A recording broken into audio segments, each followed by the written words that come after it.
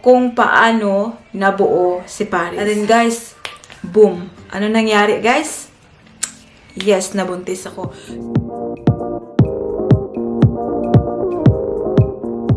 Hi guys! Good afternoon! Welcome back to our channel. Welcome sa ating mumunting tahanan guys. So it is Wednesday night and it's 4th of March guys, and this is one of the best, very special day para sa akin guys. Kasi nga, today is, anak, do you want to tell our friends na what today is? Nandito pala siya guys. Naghahanap ng ice.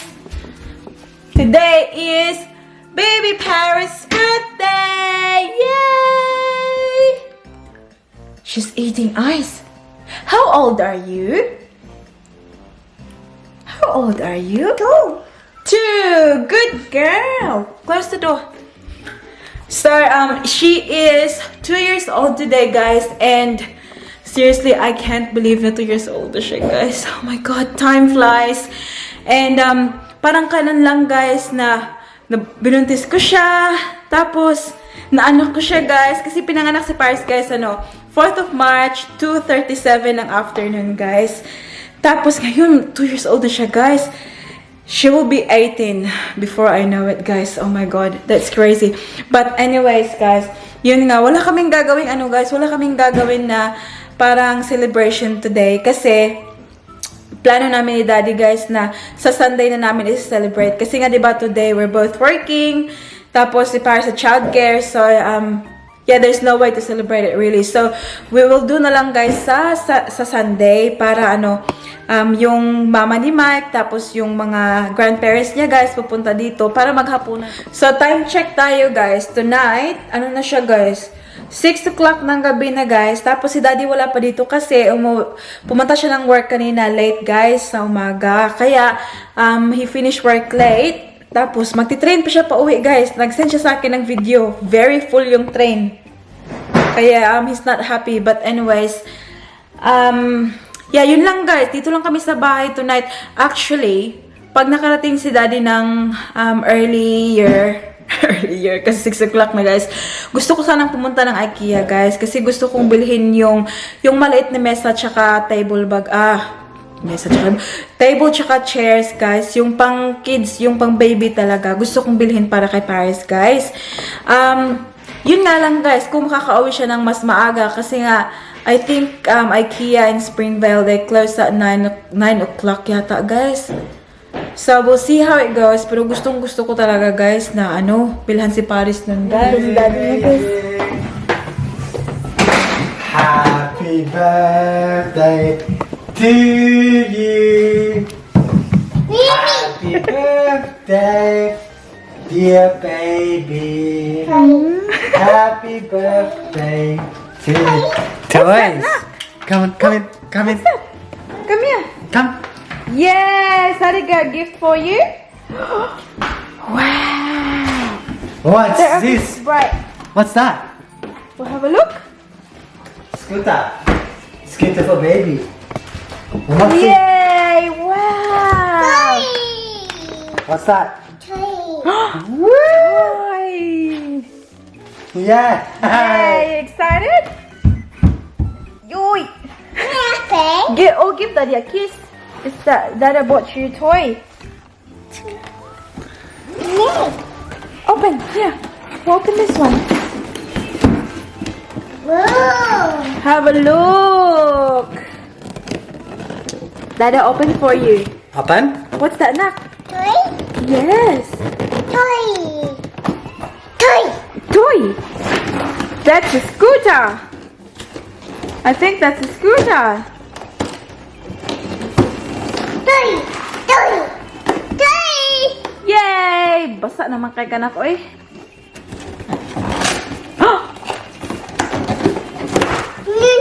Whoa!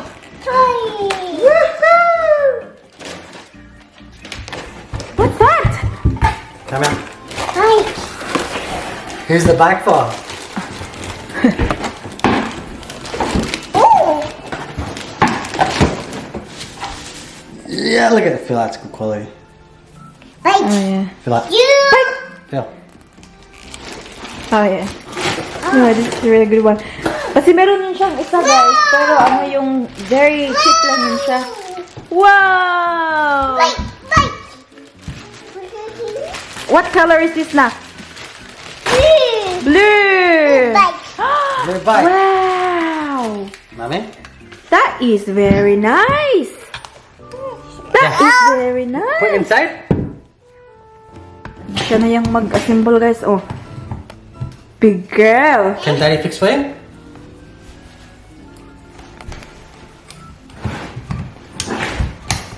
Yay!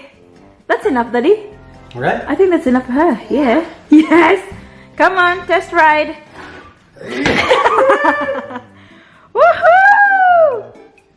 Ano guys, pasensya ng bahay guys ha, kay mukhang binagyuhan. Yes!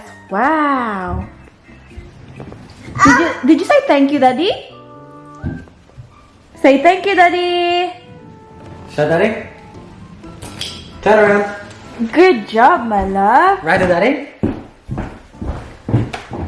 Daddy, Daddy. Show Daddy. Show Daddy. You're right. Yes! Ayan na guys, oh. Oh. Maganda to guys kasi na-adjust mo yung ano guys kung gaano ka taas yung ano yung manibela ba. Dali na guys, oh. Blue yung binili ng daddy niya guys. Tapos may ganito, pwede pa itong malagay sa malapit sa manibela ba. Open? Daddy, maybe you see the... Oh, nay! Do you know? I'm just trying to figure out how to put it on. Go! Do you want to ride your bike outside? Oh, put the shoes on. Where's your shoes? Get your shoes, ka. Put them right here. So Heather can go though. You seen it at the shop, so you should... No, like as in... Knock, get your shoes, go. So we can go play outside.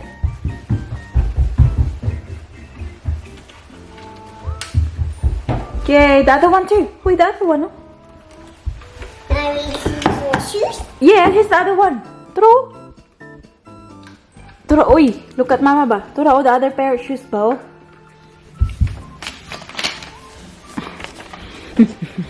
So guys, since birthday ni Paris guys, magkukwento tayo guys tungkol kung paano siya ginawa.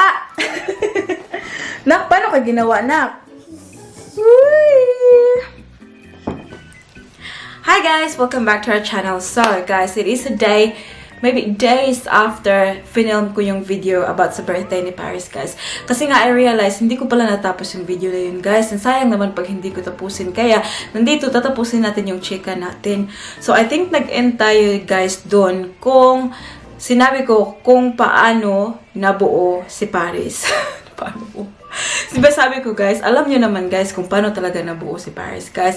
But I'm just telling you the story kung how and when and parang basta guys, check lang tayo dito. So noon guys, nung nag-date pa kami ni Daddy, before naging kami, so I already have a ticket going home to the Philippines. Tapos, umuwi ako kasi December yun. Tapos sabi ko sa kanya na nung naging kami na, sabi ko, I need to go home to the Philippines kasi nabook ko na tong ticket na to. I'm going for, I think, 2 weeks yata. 2 weeks yata ako nun, guys. So, sabi ko, uwi ako ng 2 weeks, then ganito. Tapos sabi niya, is it okay na is it okay na sumunod daw siya sa akin? Tapos na ano ako, guys, parang surprise ako kasi sabi ko, kasi baguhan pa kami, hindi pa talaga kami, yung parang hindi pa talaga mahaba yung relationship namin noon. Sabi ko, it's okay. Tapos sabi niya, gusto daw niyang ma-meet yung mami ko, yung guys, yung family ko. Tapos sabi ko, it's okay, yeah, if you want to. So, umuwi ako ng guys, 1 week sa Pilipinas. Tapos, after 1 week, sumunod siya. Tapos doon, na-meet niya yung family ko. Tapos sinabi niya sa parents ko guys, na pagbalik namin ng Australia, he's planning na parang magsasama na kami. Kasi nga 'di ba guys, I mentioned before sa last video ko na yung nagkikita kami palagi, like we're always together like every single day. But yung parang we have two places, yung my place siya, my place din ako. But we decided since naman na ano kami na nakikita kami always, ano na lang kami guys, yung parang we'll just live together in one house. So yun yung nangyari. Sinabi niya sa parents ko na ganito, ganon. So, sa pagbalik namin dito sa Australia, nag-decide na kami na mag-move in together. So, July 1, yung nag-move in kami sa isang place talaga. So, July 1 yun. Tapos, when we were there, sa South Melbourne kami noon. So, when we were there, na ano na guys, parang napansin ni Mike na iba daw ako guys. Yung parang iritahin ako, parang moody ba ako guys. Napansin na niya yun. Tapos sabi niya sa akin, palagi niya akong tinatanong, sinasabi niya, are you pregnant? Sabi niya. Sabi ko sa kanya, no, I'm not pregnant. Bakit naman ako mabubuntis kaya ito ganyan? Pero alam niya guys, alam ko one day mabubuntis din guys kasi nga ginagawa na yung mga bagay na nangyayari guys para mabuntis, diba? Pero at the moment, hindi ko talaga inisip na buntis ako guys kasi I have polycystic ovarian syndrome. So, yun tinatawag nila na PCOS. So, meron akong ganun, guys. So, merong mga cyst daw yung ovaries ko. So, I've been seeing my gynecologist. So, sabi ng gynecologist ko, it's very, binigyan niya ako ng pills para, yun daw yung maka-help daw dun sa mga cyst na nasa ovaries ko, guys. Ngayon, when I had the pills, I gained so much weight. So, sabi nung gynecologist sa akin, maybe stop doing the pills din kasi if you have PCOS and you gain weight, then it's not helping it. It's making it worse pag nag-gain ka ng weight. So, yun yung nangyari, guys. So, nag-stop ako ng yung pills na binigay sa akin ng gynecologist ko. And then, kasi nga, kami ni Mike, when we were dating, di ba si Mike, personal trainer? When we were dating, nagdi-date kami sa gym. So, yun yung ginagawa namin, guys. Yung workout, exercise, yung mga ganun-ganun, guys. Kasi paano pa ako nun, guys? Kasi nga, diba, girlfriend-boyfriend pa kami nun, guys. Kaya, okay, I'll go, magte-train ako, ganun. So, ang nangyari, tapos pag nagre-ready si Mike ng mga pagkain niya, guys, obviously, it's very healthy. So, yung mga spinach, cucumber, basta yung mga healthy food talaga, guys. So, pag nagre-ready siya ng mga pagkain niya, yun yung binibigay din niya sa akin, guys. So, I have been eating healthy food nung naging kami. So, nung pumunta ako sa gynecologist ko, guys, sabi niya sa akin, chinek niya ako, sabi niya, oh, what have you been doing? Kasi daw, na-clear na daw yung right or left. Nakalimutan ko na, guys, exactly kung right or left ba yung na-clear na ovary ko, guys. Sabi niya, clear na daw yung isa. Sabi niya, whatever you're doing, keep doing it kasi it's working. So, yung naiisip ko lang na ginagawa ko, guys, is I eat healthy kasi nga, diba, si Daddy Mike, binibigyan niya ako ng mga pagkain ng mga healthy. Tapos, we work out almost every day nung nagdi-date pa kami. So, we kept doing it. So, yun yung ginawa ko. And then, guys, boom. Ano nangyari, guys? Yes, nabuntis ako. So, that time, nung pag-move in namin together, hindi pa namin alam na buntis ako nun, guys. Kasi nga, wala sa plano yun talaga. Unplanned pregnancy talaga siya, guys. Kasi, yung plinano namin ni Daddy Mike is that mag-save kami kasi we were planning to take 6 months leave. So, we were planning to go to Europe for 3 months and then touring Asia for 3 months. So, yun yung plano talaga, guys. And then, wala. Iba yung nangyari, guys. But, so yeah. Kwento natin, guys. Let's move on sa story. So, nung nag-movie na kami, sabi nga ni Daddy Mike, are you pregnant? Kasi nga, ibang-iba daw talaga ako, guys. So, sabi ko, hindi talaga ako buntis. Kasi hindi ko naman talaga chinek, guys. Tapos, wala naman talaga akong nararamdaman na yung parang nagsusuka, yung parang headache, yung mga ganun. Wala talagang mga symptoms na ganun. Pero, yung napag-isipan ko, guys, na, nung yung tawag ito, yung boobs ko, guys, na-feel ko na very tender siya. Pero, hindi ko siya pinansin. Kasi, diba, minsan, guys, pag may period tayo, minsan, tender naman yung boobs natin, guys. Kaya hindi ko siya pinansin.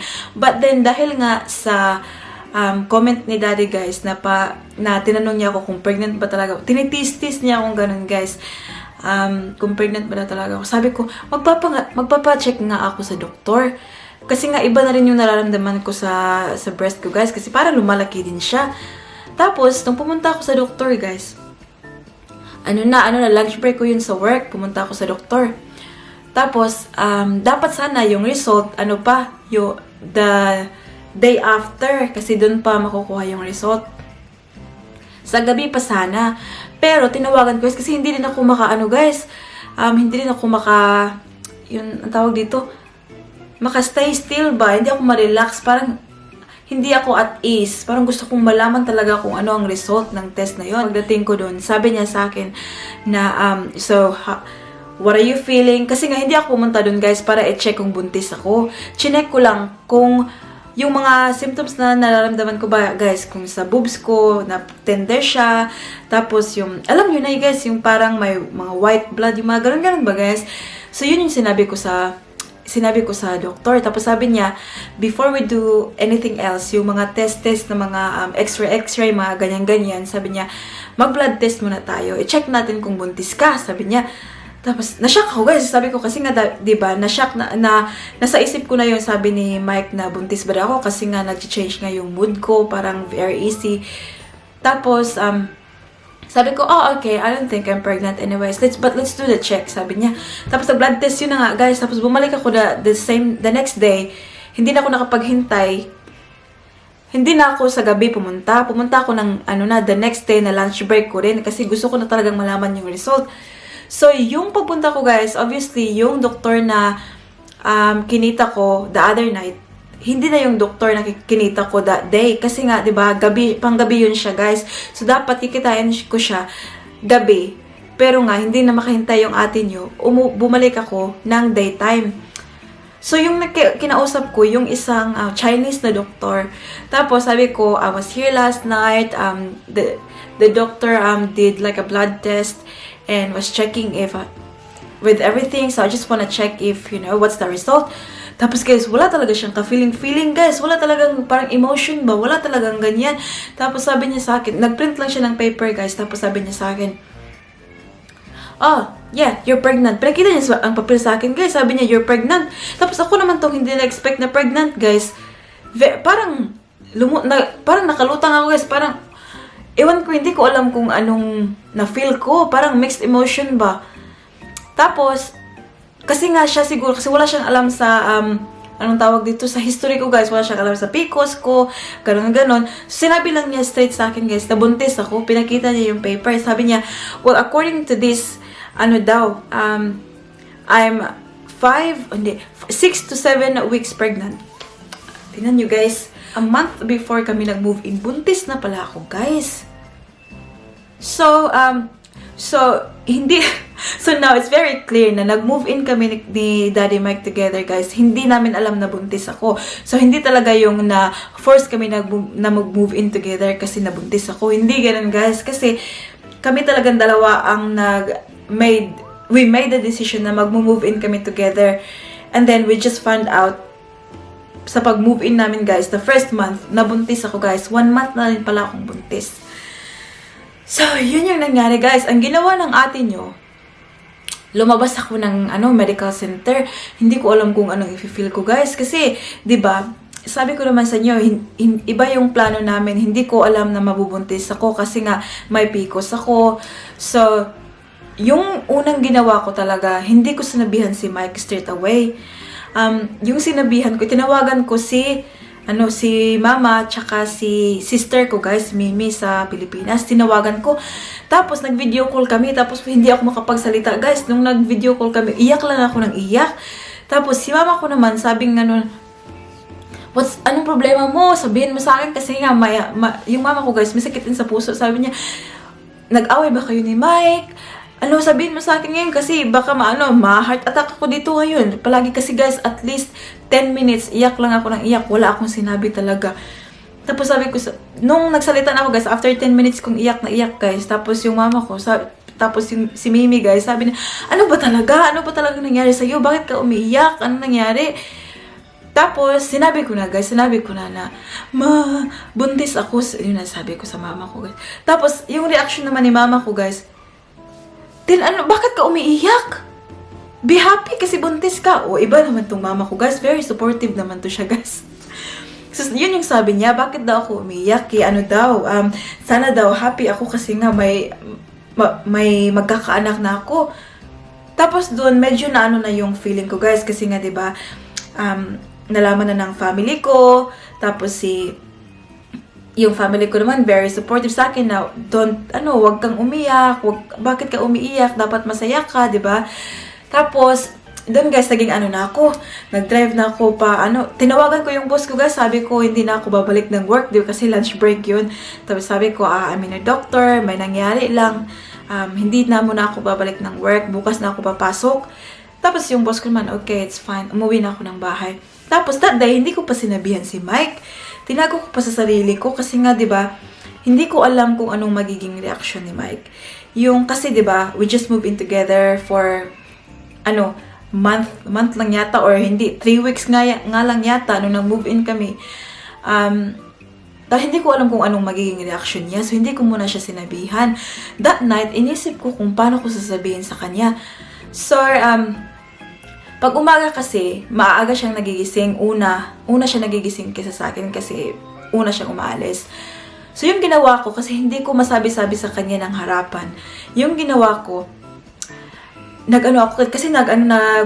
after nun sa doktor, bumili ako ng pregnancy test kasi gusto ko talaga i-confirm kung buntis ba talaga ako. So, yung ginawa ko, pumunta ako kina Ate Walin. Tapos, sabi ko kay Ate Walin, buntis ako. Tapos, nag-pregnancy test. Kasi paglabas na kay pregnant man talaga. So, ayun na, confirm na talaga na buntis ako. So, yung ginawa ko dun sa pregnancy test, nilagay ko sa, nilagay ko sa drawer ni Daddy kung saan niya nilalagay yung mga underwear tsaka mga socks niya. Dun ko nilagay. Tapos, pag nagising na yan siya, ginigising niya ako para mag-ready na rin ako for work. Tapos, kahit gising na ako, guys, nang ginising niya ako, nagpatulog-tulog ako kasi gusto kong ma-check niya muna yung drawer niya bago ako gumising. Kasi, diba, hindi ko nga alam kung anong maiisip niya na pag sinabi ko na buntis ako. So, yung ginawa niya, nag-ready siya, tapos sabi niya, pagising niya, sabi niya, baby, kasi baby naman yung tawag niya sa akin, diba? Sabi niya, come on, wake up now, it's late, sabi niya. Nung pag-open niya ng drawer niya, obviously, hindi ko nakita kasi nagpiyong-piyong man ako, guys, para sabihin na tulog ako. Tapos, ako, guys, hinintay ko lang yung reaction niya. Tapos, nang pagkakita niya, guys, parang hinag niya ako, parang nag-ano siya sa bed, tapos hinag niya ako, sabi niya, I love you. Ganun yung sabi niya sa akin, guys. Nung narinig ko yung sabi niya na I love you, guys, nang malaman niya na buntis ako, guys, doon parang naging, so parang naging light na ba sa akin lahat. Kasi yung inisip ko talaga, guys, kasi nga wala kasi sa plan. Hindi kasi talaga namin planano na mabuntis ako, guys. Kaya yun, medyo hindi ako kung paano ko sabihin sa kanya. Pero nung nalaman ko na nga, nung nalaman niya, tapos hinag niya ako, sabi niya I love you, medyo naanuhan ako, guys. Parang naging magaan na yung loob ko ba. Kasi ngayon, alam na ni Mike. Tapos yung ginawa niya, guys, hinag niya ako. Sabi niya, when did you find out? I told you you're pregnant. Sabi niya. Kasi sabi niya, guys, alam na daw talaga niya, guys, na buntis ako.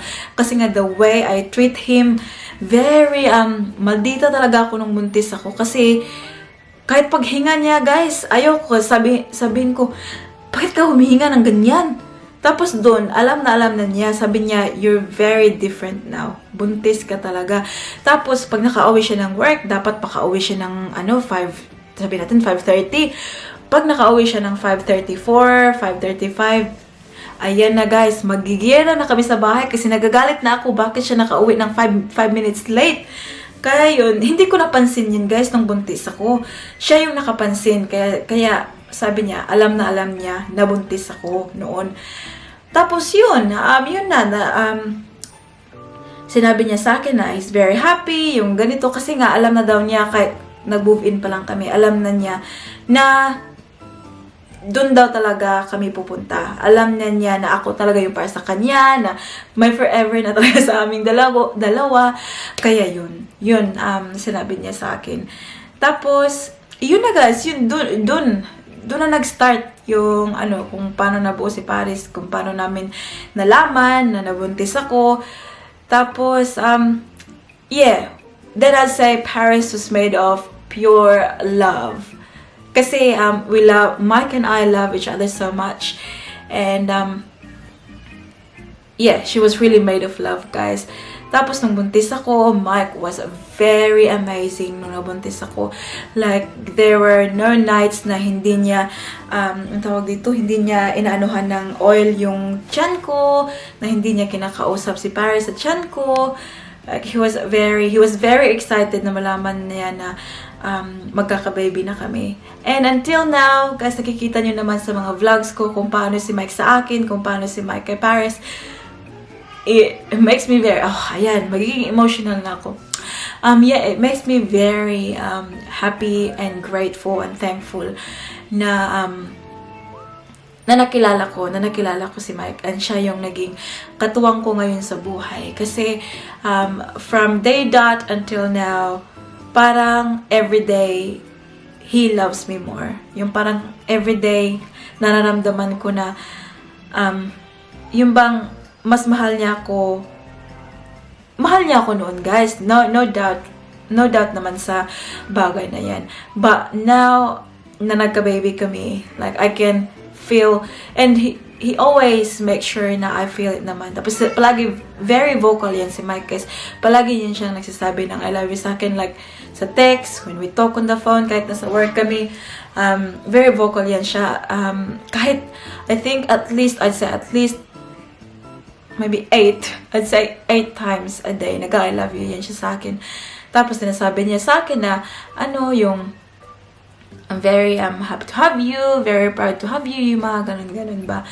So then that's why nung nalaman ko na buntis ako, hanggang ngayon, guys, I am very happy with everything, how everything turned out for me and for Mike. Kasi nga, 'di ba, kahit naman na hindi kami ready before, hindi namin plano, but now we are happy with that happened, and we won't change it with the world. Like, hindi ko i-change yung nangyayari before sa akin na nabuntis ako kay Paris to anything, guys. It was the best thing that happened to us. It was the best thing that happened to me, and I will treasure it forever. So, yeah, so I think yan lang yung vlog natin ngayon, guys. So, natapos ko na yung check-in natin today. I hope that you enjoyed it, and I hope you give this a thumbs up, and also hit the subscribe button for more videos, because there will be more videos to come, I promise you, guys. And I try to upload every day, so stay tuned for the videos, guys. And yeah, if you have any questions, please let me know. Leave your comment in the comment section below, and I hope to see you all, guys, in the next one. Don't forget to be good, and if you can't, be careful. Bye!